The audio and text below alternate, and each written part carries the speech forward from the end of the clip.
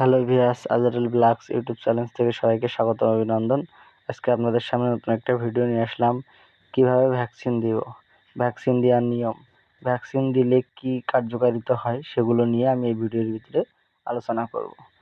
অনেক ভাইরা কমেন্ট করেন যে ভাই ভ্যাকসিন দিব কিভাবে।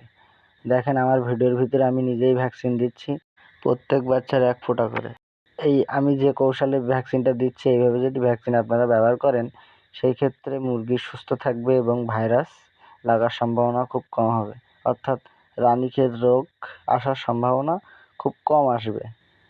আমি যে নিয়মে ভ্যাকসিনটা দিচ্ছি, আপনারা যদি ভ্যাকসিন এভাবে দেন, এটা হচ্ছে নতুন টেকনিকে ভ্যাকসিন দেওয়ার নিয়ম। দেখেন আমি কীভাবে ভ্যাকসিনটা দিচ্ছি। মূলত ভ্যাকসিন দেওয়ার নিয়ম চোখে, কিন্তু আপনারা চোখে দিবেন না। চোখে দিলে অনেক সমস্যা হয়, চোখে ঘা হয়। কেননা মেডিসিনটা অনেক গুরুত্বপূর্ণ মেডিসিন বা শক্তিশালী, চোখে না দেওয়াই ভালো। আমি ডাইরেক্ট মুখে দেই ভ্যাকসিন। দেখেন আমি মুখে কীভাবে ভ্যাকসিনটা দিচ্ছি। আপনারা ঠিক এইভাবে ভ্যাকসিন দিবেন, তাহলে মুরগি সুস্থ থাকবে, অর্থাৎ রানীক্ষেত রোগ আসার সম্ভাবনা খুবই কম থাকবে। ভ্যাকসিন অনেক গুরুত্বপূর্ণ একটা বিষয়।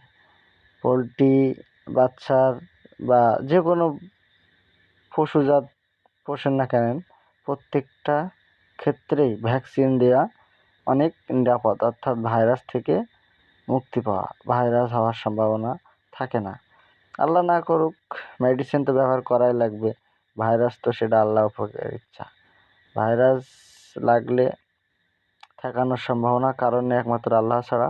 তারপরেও চেষ্টা করতে হবে ভ্যাকসিন মানে মেডিসিনের মাধ্যমে এগুলো নিয়ন্ত্রণ করা যায় কি, বাকিটা আল্লাহর রহমত। আমি যেভাবে ভ্যাকসিন দিচ্ছি এভাবে আপনারা যদি ভ্যাকসিন দেন, আপনার মুরগি সুস্থ থাকবে।